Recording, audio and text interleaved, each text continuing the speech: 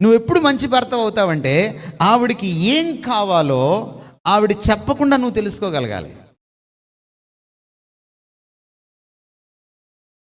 గొంతెమ్మ కోరికలన్నీ తీర్చమని నేను అనట్లేదు, కానీ కనీస అవసరాలు నువ్వు తీర్చాలి. అవి శారీరక, మానసిక, భావోద్రేక, సామాజిక, లేకపోతే భౌతిక ఏ విషయాలైనా, ఆర్థిక ఏ విషయాలైనా సరే. అలాగే భార్య కూడా భర్తను ప్రేమించేటప్పుడు